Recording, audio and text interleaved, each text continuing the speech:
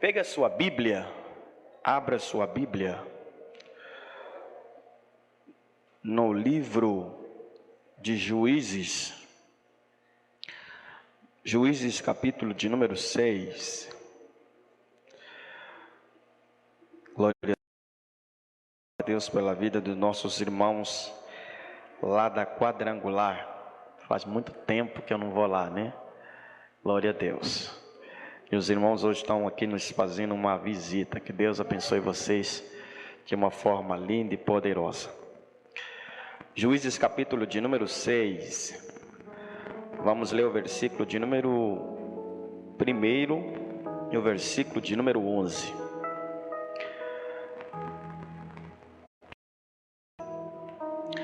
Porém os filhos de Israel fizeram o que era mal aos olhos do Senhor, e o Senhor os deu nas mãos dos midianitas por 7 anos. Versículo de número 11. Então o anjo do Senhor veio e assentou-se debaixo do carvalho que está em Ofrã, que pertencia a Joás, a Biezita, e Gideão, seu filho, malhando trigo no lagar, para salvar, dos midianitas. Pode se assentar ao Senhor. Versículo 12 diz assim: Então o anjo do Senhor, ele disse: o Senhor é contigo, homem varão valoroso. Meus queridos, na tarde de hoje, quando eu estava lendo, estudando essa mensagem, Deus ministrou em meu coração, alguns segredos em meu coração, que eu gostaria de estar entregando, passando para os irmãos na noite de hoje. Existem alguns segredos que levam a vencer os midianitas. Existem alguns mistérios que Gideão vivenciou, que levaram Gideão a vencer os midianitas. Existem algumas estratégias que Deus ministrou ao coração de Gideão, e Gideão conseguiu vencer os midianitas. Mas é importante a gente realçar primeiro quem é esse Gideão, o que significa Gideão. A palavra Gideão significa derrubador, ou então destruidor. Deus escolheu Gideão no meio de uma família diferenciada. O pai de Gideão, por nome Joás, ele foi um servo de Deus, um homem diferenciado. O mesmo fazia parte da tribo de Manassés.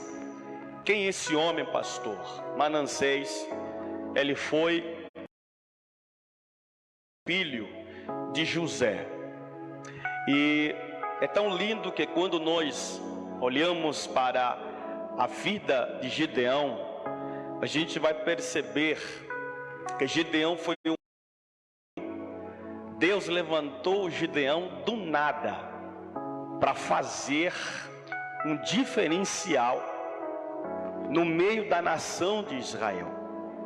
Cara, eu estava lendo a história de Gideão hoje, eu fiquei assim magnificado ou estupefacto pelo que Deus fez na vida de Gideão. Como Deus levantou Gideão. Pastor, comece então a me contar como foi que Deus levantou Gideão e por que Deus levantou Gideão.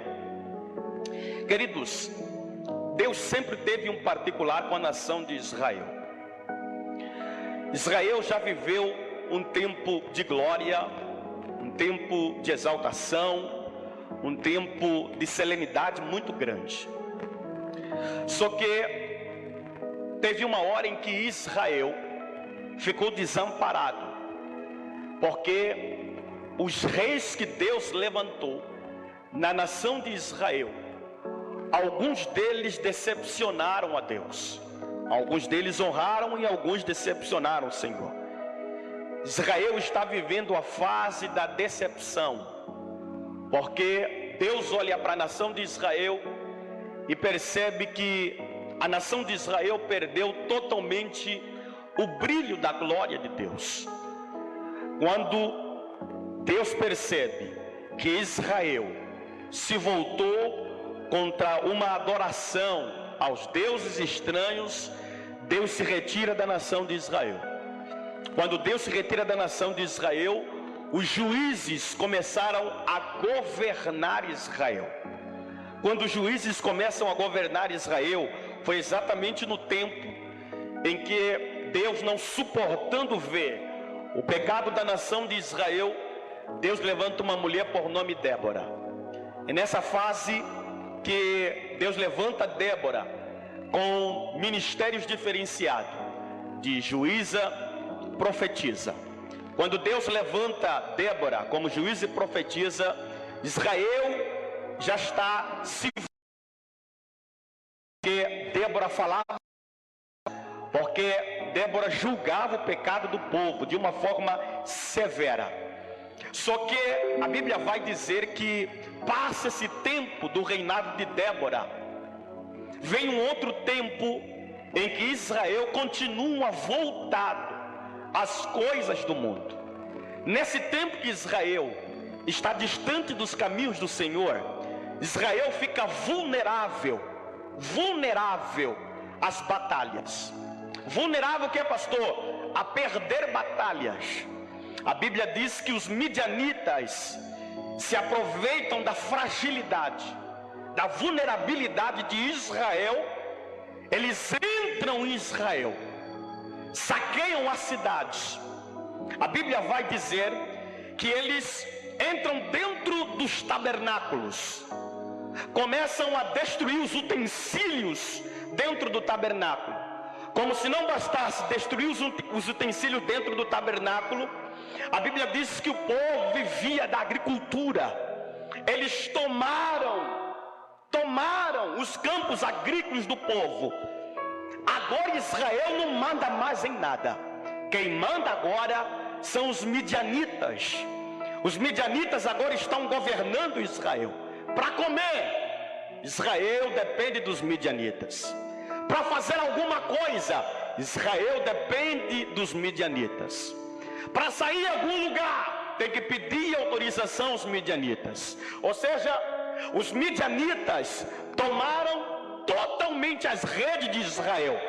E Deus olha para aquela situação. Deus olha para aquela situação.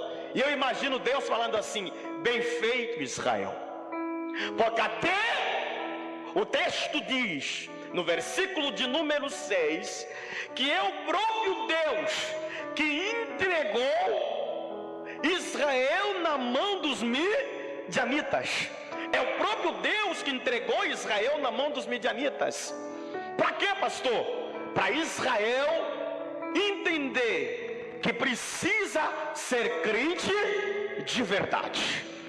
Quando Deus entrega Israel na mão dos midianitas, os midianitas fazem uma balada dentro de Israel, fazem uma sassassa, como a gente fala na África, dentro de Israel. Arrancam as redes de Israel. O povo vivia da agricultura, tiraram totalmente a tutela, aleluia, do povo diante da agricultura. Quem manda? Os midianitas. A Bíblia diz que os gafanhotos entraram nos campos agrícolas e começaram a devorar os alimentos. Pastor, não entendi. Começaram a devorar os alimentos ao ponto que Israel não tinha nada para comer. A Bíblia diz que o povo começou a passar fome. Quando o povo começa a passar fome, a Bíblia diz que o povo não aguenta. Não foi Deus que não aguentou, foi o povo que não suportou ser escravizado pelos midianitas. O povo agora faz o que, pastor? O povo agora vai diante do Senhor. Quando o povo vai diante de Deus, o povo se arrepende contra Deus. Depois do arrependimento, a Bíblia vai dizer que Deus se levanta do trono. Pastor, não entendi.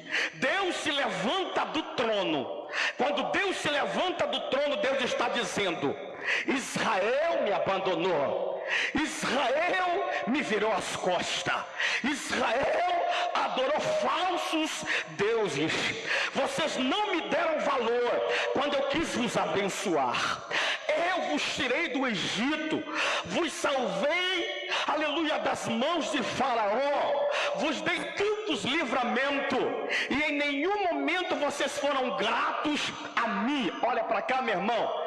Deus não tem prazer em abençoar crente que é ingrato, meu irmão. Ingratidão não faz parte do dicionário de Deus. Deus odeia crente ingrato. Como assim, pastor? Porque Deus está olhando para Israel e está dizendo: vocês foram ingratos, eu vos abençoei, eu vos honrei, eu vos prosperei, eu vos dei alimento, sempre honrei vocês, e vocês foram ingratos, me abandonaram, me viraram as costas. Quando eu mais precisei de vocês, vocês não me deram valor, vocês blasfemaram o meu nome. Deus está dando um chá sem açúcar para Israel. Para quê? Para a ficha cair. É assim que acontece, meu irmão. Quando Deus nos coloca no auge, quando Deus nos abençoa, quando Deus abre uma porta grande na nossa vida, a primeira coisa que a gente quer fazer é virar as costas para Deus. Quando Deus nos honra e a gente está ganhando muito dinheiro, a primeira coisa que a gente faz para Deus é virar as costas. Só que a gente esquece que o mesmo Deus que abre, Ele também tem poder para fechar. Oh, meu Deus! Você está entendendo o que eu estou falando aqui? O mesmo Deus que abre, Ele também tem poder para fechar. Então Deus manda dizer para alguém: seja mais grato a Ele, honra mais a Deus. Pastor, não estou entendendo. Seja mais grato a Deus, honra mais ao Senhor. Deus está dando um chá sem açúcar para Israel. Israel cai na real. Quando Israel cai na real e Deus olha para o semblante da nação de Israel, percebe um arrependimento, Deus vai dizer assim: ainda é minha nação. Mesmo que deram mancada, mesmo que falharam, mesmo que me rejeitaram, mesmo que me viram as costas, ainda é meu povo. Eu ainda te amo, Israel. Eu ainda tenho um projeto na tua vida, Israel. É por isso que eu amo a Jesus, por isso, meu irmão. Olha para cá, meu irmão. Uma hora Deus estava dando um chá sem açúcar para Israel, mas agora Deus está falando assim: mesmo dando mancada, mesmo falhando, mesmo me virando as costas, eu te amo, Israel. Você é meu, Israel. Eu te lavei, eu te remi, Israel. Você me pertence, Israel. Olha para cá, meu irmão. Deus está dizendo para alguém nesta noite: é noite de você levantar a tua cabeça. Se você caiu, levanta. Se você virou as costas para Deus, é noite de você se erguer e dizer: Deus, eis-me aqui. Eu ainda quero fazer alguma coisa. Eu pequei, mas eu estou aqui para me redimir e dizer: eu preciso de ti. Aleluia. Glória a Deus. Aleluia. Falhou, mas Deus está dizendo: é meu povo, é minha nação. Eu te amo, Israel. E pelo amor de Deus é tão grande. Deus vai numa casa bem humilde. O que é, pastor? Vai numa casa bem humilde de um certo servo de Deus, por nome Joás. Vai levantar um moço por nome Gideão. Oh, meu Deus. Vai levantar um moço por nome Gideão. Você sabe por que Deus se apaixonou por Gideão? Porque Gideão era diferente. Como assim, pastor? A Bíblia diz que quando Deus achou Gideão, ele estava fazendo o quê? Malhando trigo no lagar. Malhando o que, pastor? Trigo no lagar. Pastor, por que Gideão estava malhando trigo no lagar? Eu te explico agora. Porque Gideão olha para a sua nação, Gideão olha para o seu povo, Gideão olha para a sua família e percebe que faz muito tempo que o pai dele não come um bolo. Faz muito tempo que a família dele não come um bolinho de milho. Faz muito tempo que eles não comem um bolo. Gideão está dizendo: o meu povo está passando fome, porque os midianitas tomaram posse de tudo. Os gafanhotos entraram nos campos, detonaram os trigos. Mas eu preciso fazer alguma coisa para voltar a realimentar esse povo. O exército de Israel precisa se alimentar. O povo precisa se manter de pé. O povo precisa se alimentar. Por causa de alguém que estava malhando trigo no lagar, por um pensamento diferente, Deus se levantou do trono. Deus, por alguém diferente, irmão, Deus se levantou do trono. Deus se levantou do trono em favor de Israel. Olha para cá. Ele estava fazendo o que, pastor? Malhando trigo no lagar. Deus olha para Gideão e percebe que Gideão é trabalhador. O quê? Gideão é trabalhador. Foi por isso que Deus se apaixonou por Gideão, Isaac, porque Gideão era trabalhador. Deus nunca vai abençoar um crente que é folgado, um crente que é preguiçoso. Se você for trabalhador, pode ter certeza que Deus vai abrir porta na sua vida. Se você for esforçado, Deus vai te abençoar. Deus nunca honra, escreve isso que eu estou falando, Deus nunca honra gente que não é esforçado. Deus se apaixona por Gideão porque ele percebeu que Gideão era esforçado. Todos os grandes homens de Deus na Bíblia que Deus levantou eram trabalhadores. Deus é apaixonado por crente que trabalha. Se lembra de Moisés? Deus encontrou ele fazendo o quê? Cuidando do que, pastor? Das ovelhas do seu sogro. Aonde? No deserto. Você lembra? Aleluia! Você lembra de Jesus? Foi levantado trabalhador. Era igual o pai dele, carpinteiro. A primeira coisa que Jesus fez foi aprender carpintaria com seu pai José. Então Deus não tem prazer em abençoar gente que não é esforçado.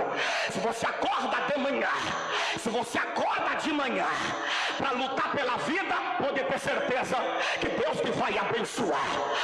Levante a mão porque eu quero profetizar na vida de alguém. Deus manda dizer na vida de alguém nesta noite que a partir de hoje começa um novo tempo sobre a tua vida profissional. As portas vão começar a se escancarar. Deus vai honrar a tua fé. Deus vai honrar o seu esforço. Deus vai te honrar, Gideão, e o nome dele vai ser glorificado sobre a tua vida. Todas as portas que estão fechadas, a partir de hoje Deus começa a abrir, porque Deus te levantará como alguém diferente dentro da tua casa, no seio da tua família. Quem pode levantar a mão para adorar a Ele, levante a mão e adore a Ele nesta noite. Oh, aleluia! Deus tem prazer em abençoar gente que é esforçado. Olha para cá, pastor, me diz as razões do porquê Deus levantou Gideão e por que ele venceu a peleja, por que ele venceu a batalha. Primeiro, Gideão, quando viu os midianitas, ele não se entristeceu, ele se animou. Como assim, pastor? Me prova na Bíblia. Te provo agora. Quando Deus levanta Gideão, a primeira coisa que ele vai fazer vai ser questionar a Deus pela situação que está acontecendo, tanto na vida dele, como na sua família e como na vida do seu povo.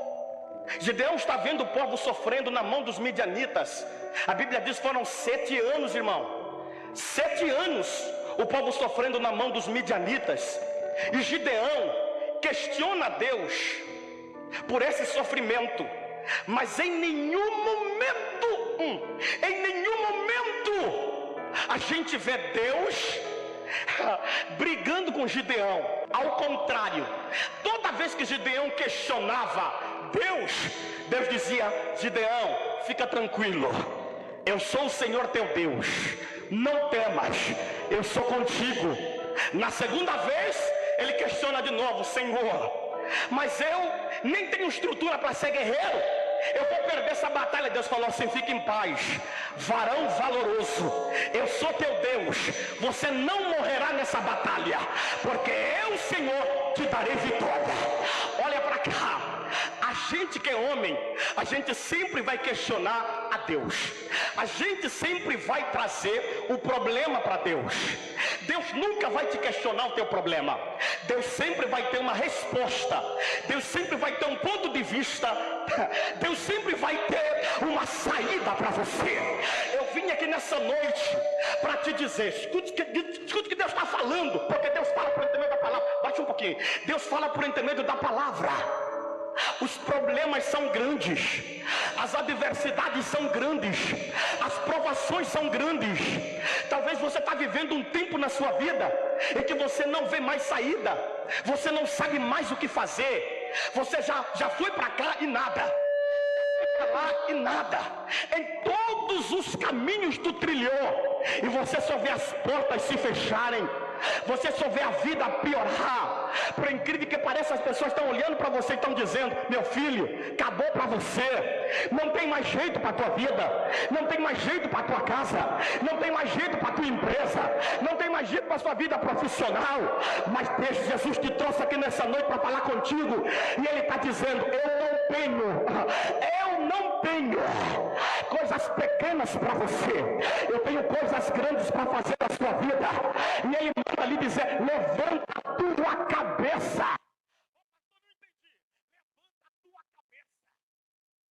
Levante a tua cabeça.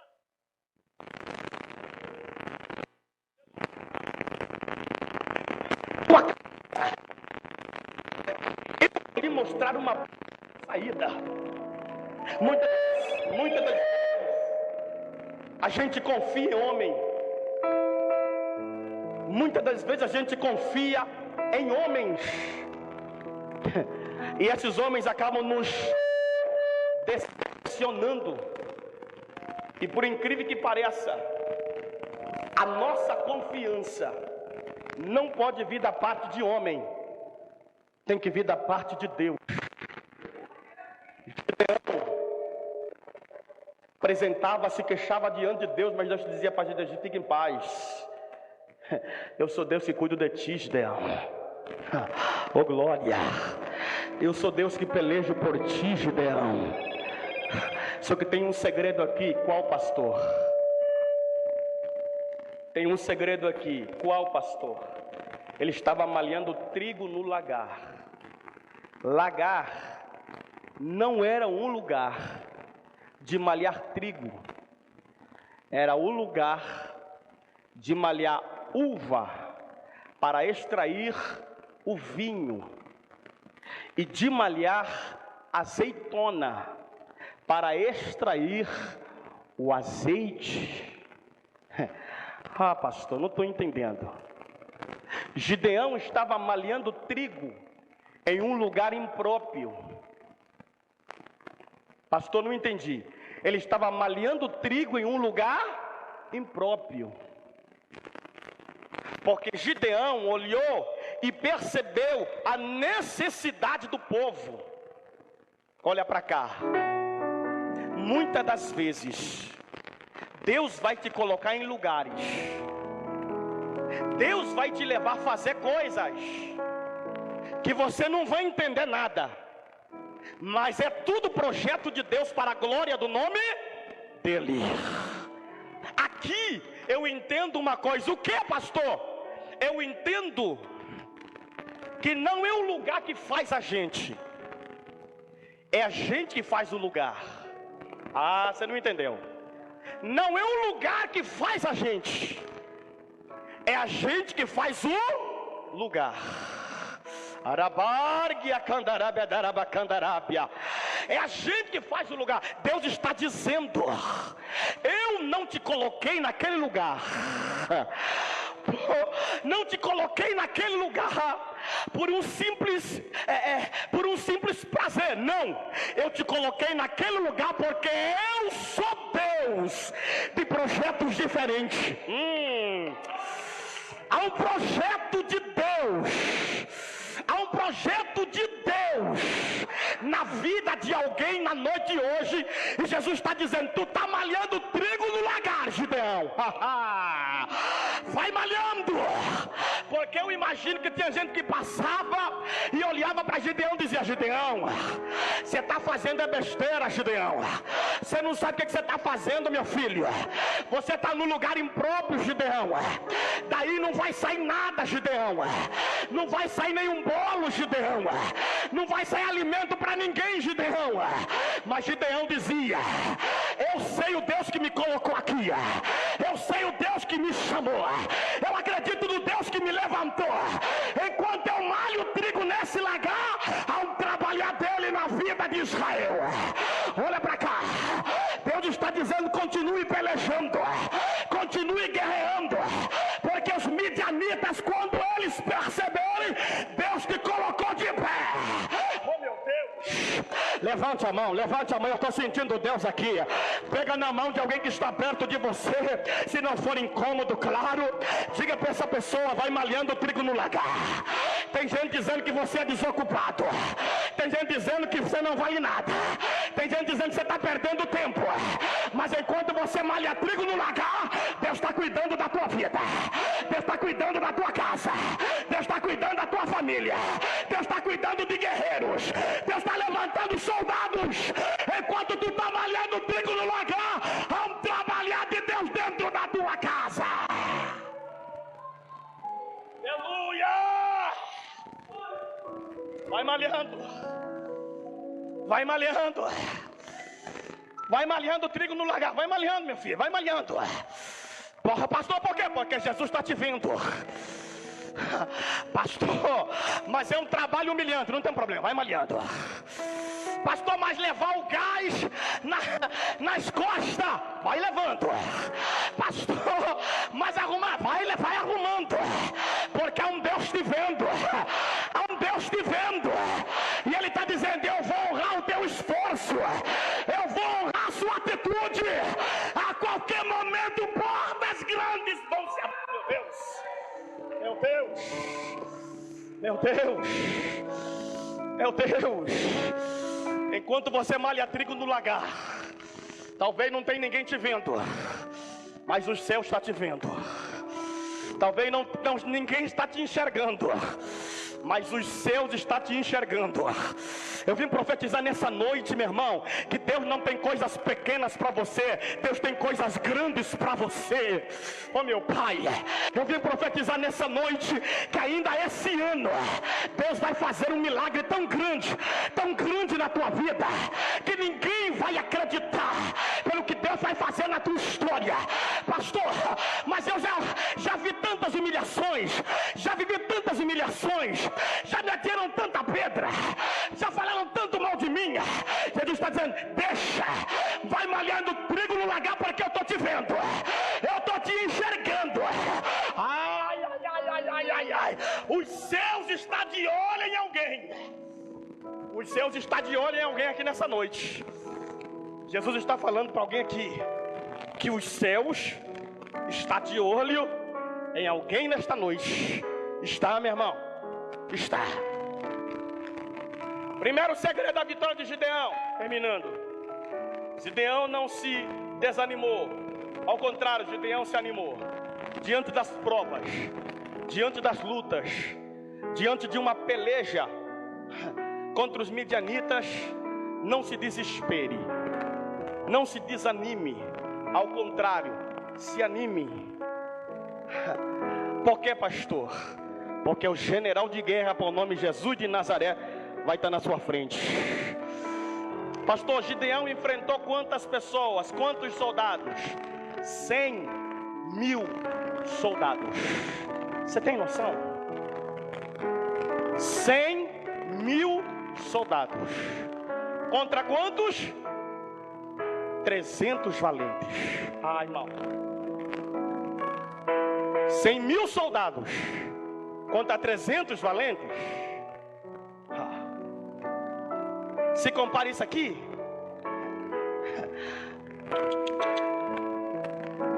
Mas Gideão sabia. Gideão sabia que quem estava na frente valia mais que 100.000 soldados. Deus só precisava de 300. Segundo o segredo que fez Gideão vencer a batalha. Olha para cá para tu entender. Deus falou para ele: escolha soldados preparados. O quê? Escolha soldados preparados, soldados certos. Se você escolher soldados certos, vão fazer as coisas certas. Deus está falando: se não for certo, posso excluir. Senhor, se for medroso, posso excluir. Senhor, se quando ele chegar na frente da batalha e ver os 100.000 homens tentar retroceder, posso excluir. Se tu olhar no semblante dele e perceber o semblante de medo, posso excluir. Não serve. Porque eu quero varão valoroso. Eu quero homens guerreiros. Eu quero homens que têm coragem de colocar a cara a tapa. Oh, meu Deus. O quê? De colocar a cara a tapa. Que vai para a guerra. Que quando receber a espada, quando receber o capacete, o escudo, não olha para trás, olha para frente. Arabargue a Candarábia. Deus está dizendo: eu estou levantando soldados preparados. E se você estiver preparado, Deus está dizendo: eu vou colocar um exército nas tuas mãos. Arabargue a Candarébia. Eu vou colocar um exército nas tuas mãos, meu filho. Oh, meu Pai do céu, Deus está falando forte aqui. Ele vai colocar um exército nas tuas mãos. Por quê, pastor? Porque Deus não tem pacto com crente covarde, com crente medroso. Deus tem prazer em levantar crente que tem prazer em estar na obra, que se envolve, que vai para a peleja. Ai, ai, ai, ai, ai. Você está entendendo o que Jesus está falando aqui? Jesus está dizendo: é tempo de você se levantar. Pastor, não entendi. É tempo de você levantar a cabeça. Pastor, estão falando mal de mim. Fala bem ou fala mal, mas fala de mim. Entendeu? Não. Não entendeu? Pastor, mas estão se levantando contra a minha vida. Deixa se levantar. Fala bem ou fala mal, fala de mim. Pelo menos estão falando de você. Na Bárguia. O quê? Pelo menos estão falando de você. Mas Deus está dizendo: enquanto estão falando de você, eu estou te dando o escudo. Eu estou te revestindo. Eu estou revestindo tua casa. Eu estou revestindo tua família. Olha aqui, meu irmão. Crente que tem coragem, o diabo bate e vai para lá. Crente que tem coragem, que vai para cima, a peleja vem, ele está de pé. Crente que tem coragem, a luta vem, ele está de pé. Crente que tem coragem, a falência vem, ele está de pé. Crente que tem coragem, ele sabe que o choro pode durar uma noite, mas quando amanhecer, a alegria vai chegar. Quem pode levantar a mão para adorar a Ele? Deus está levantando gente corajosa dessa noite.